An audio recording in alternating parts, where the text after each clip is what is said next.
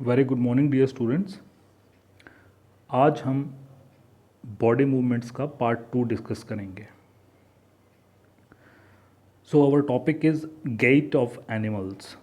Gate का मतलब होता है बच्चों एनिमल्स की चाल कैसी है, वो किस तरह से चलते हैं, किस तरह से लोकोमोट करते हैं। लोकोमोट मतलब एक जगह से दूसरी जगह वो किस तरह पहुंचते हैं, किस तरह चल कर जाते हैं। तो गेट का मतलब हो गया एनिमल्स की चाल। Gait of animals mean animals की चाल कैसी है। So the first is earthworm. How do earthworms look like. सबसे पहले हम ये देख लेते हैं। तो अर्थवॉर्म देखने में कैसी होती है। सॉफ्ट बॉडीड एनिमल्स हैं। स्लाइमी मतलब इनके ऊपर कुछ हमको चिपचिपा यानी चिकना चिकना सरफेस लगता है, और ये लाइट पिंक कलर के होते हैं। इसकी जो पूरी की पूरी बॉडी होती है वो बहुत सारे रिंग्स या सेगमेंट्स में बटी हुई होती है। इसके दोनों एंड्स पॉइंटेड होते हैं, ये भी और ये भी। हेड रीजन और टेल रीजन का जो एंड है वो दोनों के दोनों पॉइंटेड होते हैं। अर्थवॉर्म्स के पास कोई आइज नहीं होती, वो अपनी स्किन से ही फील करते हैं। They feel with their skin only. How do worms move. अब वॉर्म्स मूव कैसे करते हैं, ठीक है। Now every earthworm has hair like structures in every segment. इनके लगभग हर सेगमेंट में हेयर लाइक स्ट्रक्चर्स होते हैं इनकी बॉडी के अंडरनीथ, मतलब बॉडी के नीचे की तरफ, ठीक है। इन्हीं हेयर लाइक स्ट्रक्चर्स को हम ब्रिसल्स भी कहते हैं। इन ब्रिसल्स की हेल्प से ये ग्राउंड पर अपने आप को क्लिंग मतलब चिपका कर रखते हैं एक तरह से, ठीक है। इन्हीं को जोड़ कर ये आगे मूव करने की कोशिश करते हैं। मूवमेंट तो इनकी और भी थोड़ी सी डिफरेंट होती है। मूवमेंट में इनकी हर सेगमेंट की जो मसल्स हैं वो काम में आती हैं। अब देखिए, जब भी कोई अर्थवॉर्म मूव करती है तो सबसे पहले वो अपने हेड रीजन की सेगमेंट्स को थोड़ा सा आगे की तरफ मूव करवाती है। उसके बाद सेंटर पोर्शन को आगे की तरफ मूव करवाती है, और उसके बाद टेल रीजन को आगे मूव करवाएगी। ऐसा करते हुए जो सबसे पहले फ्रंट पोर्शन होता है वो आगे इलोंगेट होगा।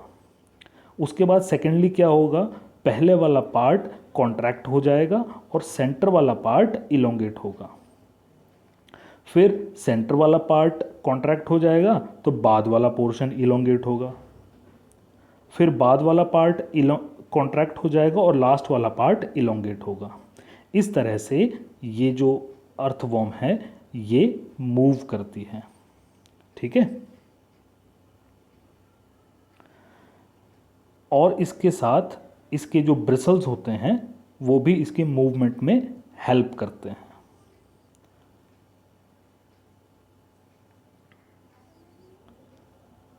आपको यहाँ दिख रहा होगा, सबसे पहले ये पहले इलोंगेट होगा, फिर कॉन्ट्रैक्ट होगा, फिर बीच वाला पोर्शन इलोंगेट होगा, और फिर बीच वाला पोर्शन कॉन्ट्रैक्ट हो जाएगा तो उसके बाद वाला इलोंगेट होगा।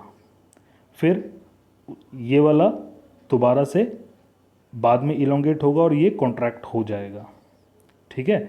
और इन सब के साथ साथ इसकी बॉडी की जो अंडरनीथ में छोटे छोटे ब्रिसल्स होते हैं वो भी मूवमेंट में हेल्प करते हैं।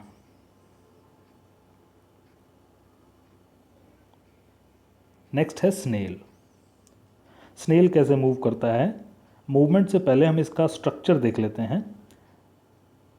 स्नेल के पास एक शेल होती है, ठीक है, और इसके नीचे का जो बॉडी पोर्शन है इसको पूरे को ही हम इसका फुट कहते हैं। इसके साथ साथ इसकी बॉडी पर दो एंटीना लाइक स्ट्रक्चर्स होते हैं जिनको हम टेंटिकल्स कहते हैं। इन्हीं की टिप्स के ऊपर आइज़ मौजूद होती हैं। जब भी इसको कोई खतरा लगता है तो ये अपनी पूरी बॉडी को लगभग इस शेल के अंदर इंसर्ट कर लेता है। इसका थोड़ा सा ही पोर्शन फिर इसके शेल के बाहर रहता है, बाकी सारा पोर्शन इसके अंदर इंसर्ट हो जाता है। अब स्नेल में लोकोमोशन कैसे होता है। स्नेल में लोकोमोशन इसके इस मस्कुलर फुट के हेल्प से होता है। इन्हीं मसल्स की हेल्प से ये ग्राउंड पर या किसी और सरफेस के ऊपर मूव करता है। The locomotion in snails takes place with the support of strong muscular foot present under the shell. Shell के नीचे जो इसका ये मस्कुलर फुट दिख रहा है, इसी की हेल्प से ये एक जगह से दूसरी जगह मूव कर पाता है। नेक्स्ट है कॉकरोच। कॉकरोच का भी हम थोड़ा सा स्ट्रक्चर अगर देखें तो कॉकरोच के पास it has 3 pairs of legs, 1 2 3 on this side, 1 2 and 3. So it has 3 pairs of legs and 2 pairs of, 2 इस तरफ और 2 ही इस तरफ होते हैं, 2 pairs of wings। तो इसके पास मूवमेंट के लिए देखिए लेग्स भी हैं और इसके पास उड़ने के लिए विंग्स भी हैं। हालांकि ज़्यादा लॉन्ग फ्लाइट नहीं भरते हैं, लेकिन फिर भी विंग्स की हेल्प से ये फ्लाई करने में सक्षम होते हैं। ठीक है, इनकी लेग्स के पास मसल्स होती हैं, उन मसल्स की हेल्प से ये वॉक कर सकता है या दीवार के ऊपर क्लाइंब कर सकता है।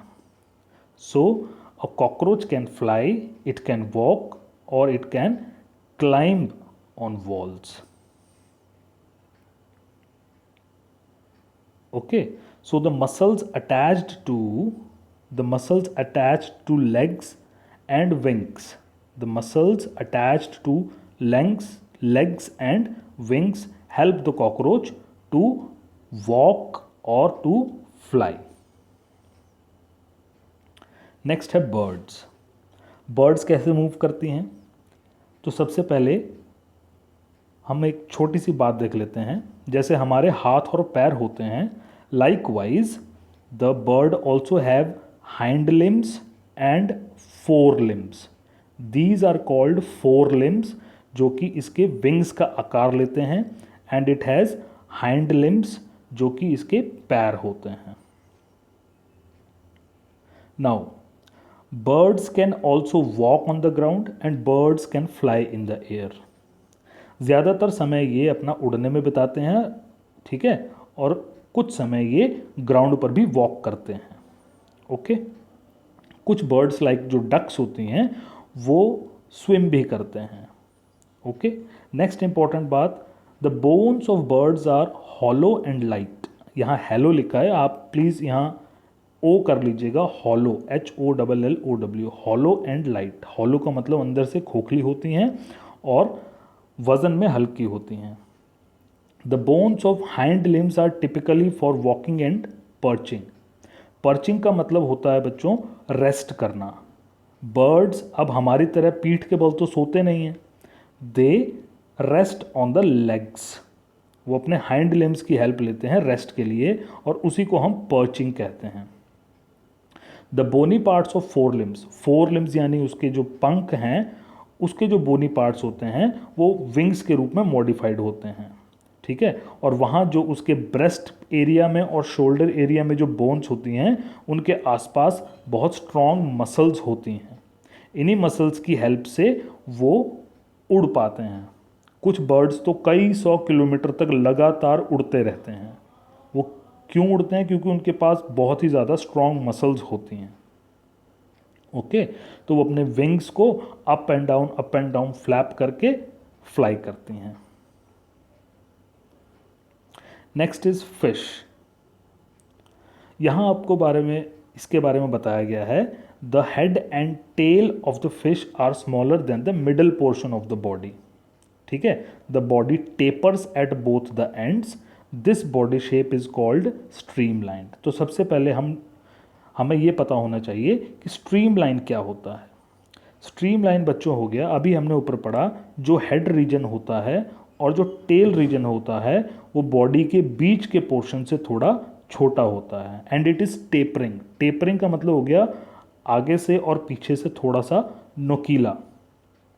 इस तरह की body shape streamline body shape कहलाती है। तो फिशेस की बॉडी स्ट्रीमलाइंड होती है। अब ये मूव कैसे करते हैं? They move with forming a curve in their body. ये अपनी बॉडी में कर्व लाकर मूव करवाते हैं, और कर्व इनके हेड और टेल रीजन में होते हैं, और वो भी एक दूसरे से ऑपोजिट डायरेक्शन में। फॉर एग्जाम्पल, अगर इनका हेड रीजन इस तरफ कर्व कर रहा है तो टेल रीजन दूसरी तरफ कर्व करेगी, और इस तरह ये अपनी बॉडी को कर्व करवा के मूव करते हैं। ठीक है, इस बॉडी मूवमेंट के अलावा इनके जो फिन्स होते हैं और जो टेल होती है वो भी इनकी बॉडी मूवमेंट में हेल्प करती है। नेक्स्ट है स्नेक। स्नेक्स की जो बैकबोन होती है ना बच्चों, वो बहुत ही ज़्यादा लॉन्ग होती है। ठीक है, और पूरी बैकबोन के साथ साथ उनके पास बहुत सारी मसल्स भी होती हैं। ये सारी की सारी मसल्स जो हैं इसकी बैकबोन के साथ कनेक्टेड होती हैं। ठीक है, इन्हीं मसल्स के कारण जो स्नेक है वो मूव कर पाता है। ओके, अब स्नेक भी फिशेस की तरह अपनी बॉडी को कर्व करवा के मूव करवाता है, लेकिन स्नेक जो है बहुत ज़्यादा अपनी बॉडी को कर्व कर लेता है, और इन कर्व्स को हम लूप्स कहते हैं। अब इन लूप्स में कैसे एक्टिविटी होती है? लूप्स में मान लीजिए ये एक स्नेक है जो लूप बनाकर बैठा हुआ है। अगर इसको मूव कराना है तो ये सबसे पहले अपने फ्रंट लूप को, आगे वाले लूप को पहले स्ट्रेट करेगा, तो फिर बाकी लूप जो हैं वो इसको आगे बढ़ने के लिए फोर्स पैदा करते हैं। तो ये सामने वाला पोर्शन इसका इलोंगेट हो गया, बाद में यही वाला पोर्शन जो है वो लूप बनाएगा, और जो पहले लूप वाला पोर्शन था वो अब स्ट्रेट हो गया। इस तरह से ये स्नेक आगे की तरफ मूव करता है। आई होप आपको ये समझ आ गया होगा। So this is the end of the chapter body movements part 2।